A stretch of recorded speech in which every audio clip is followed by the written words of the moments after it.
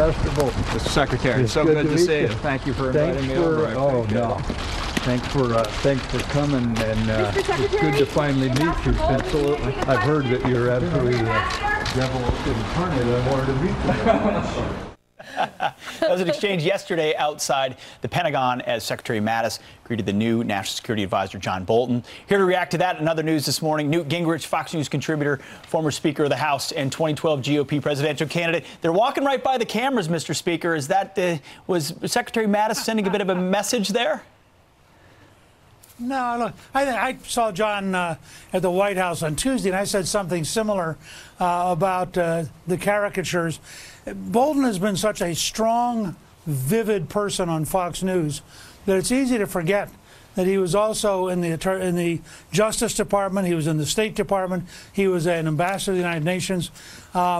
He's going to do very, very well. He'll be a very good national security advisor, and he understands that with people as strong as Secretary Mattis and Secretary-designate Pompeo, he ain't going to run over anybody, but he is going to work very hard and very intelligently to bring them together. But I do think he was so aggressive on Fox News for so many years that it gives him a little bit of a caricature, and all of us who know him well kind of, pull his chain a little bit.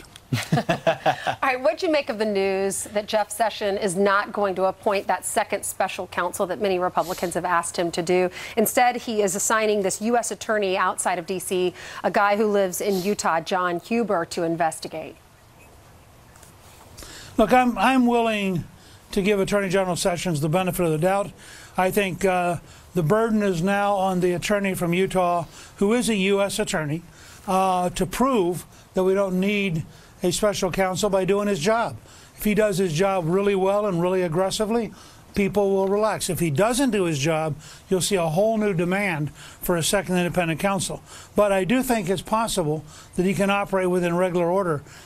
Back when I was Speaker, I opposed special counsels. I think they're very dangerous. I think they tend to create work and to threaten innocent people.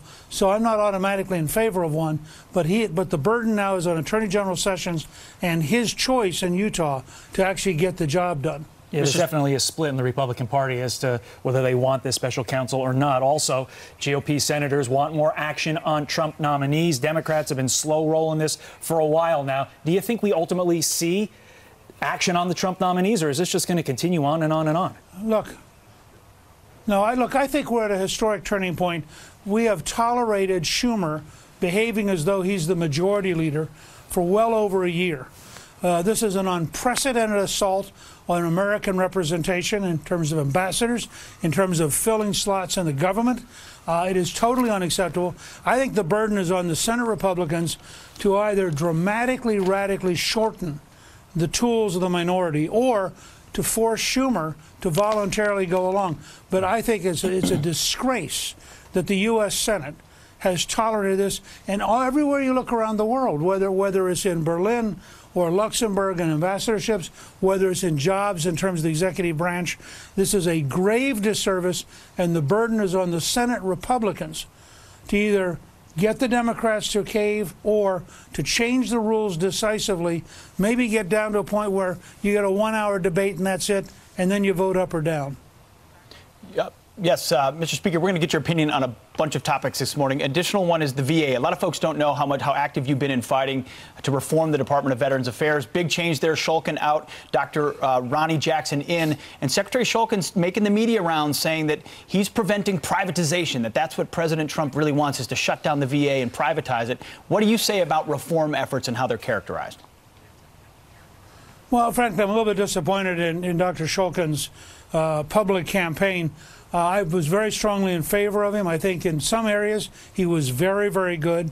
But the president, as you know, and you've been a real leader on this, the president has a position that those veterans who want to go to their own doctor should be allowed to do so. They should not be trapped in a bureaucracy, particularly one which has had some of the terrible, tragic consequences of some of the hospitals around the country. I'm really surprised at how much Shulkin has come down in favor of the old order, since he knows perfectly well how much corruption and how much inefficiency there was there. I hope the president's new nominee was going to have a very, very strong deputy, and I hope they're going to continue to move towards. It's a very simple model.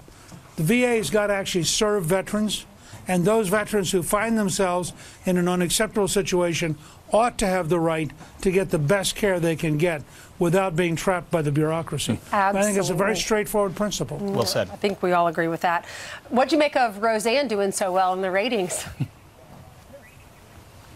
This is sort of like every once in a while Hollywood will make a movie that appeals to middle America. It'll do amazingly well, and then they won't make a second movie because that's not how you get Oscars. You get Oscars by being anti-American and being left-wing and being cynical.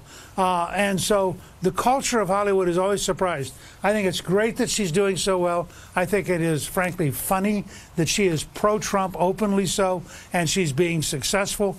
And I think there's a message there for those people who think Trump's going to be easy to beat in 2000. They ought to sit down and chat with Roseanne. Yeah, take someone like Roseanne who she doesn't care. She's tweeting about it. She's tweeting how much she likes him personally. Right.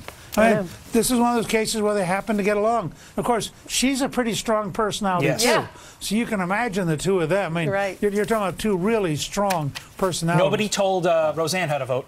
That's contrary true. to what Hillary Clinton says. Well, Mr. Speaker, hey, have a very good Friday and a happy Easter. We always love hearing from you. Appreciate your happy you Easter. and your wife. Take care. Happy Easter. Thank you. Happy Thank you. Easter. All right, Jillian's over there. She has some headlines for us. Sorry, I was waving during your whole segment because there's a group of people down here and a couple kids. They keep waving at us. So, hey guys. Look at the enthusiasm. All right, so while you guys say hi to them, I will go ahead and get you caught up on some of your headlines, starting with this brand new video that's just into our newsroom. Bill Cosby walking into a Pennsylvania courtroom for the second day of hearings before jury selection begins next week. This is for his retrial of sexual assault.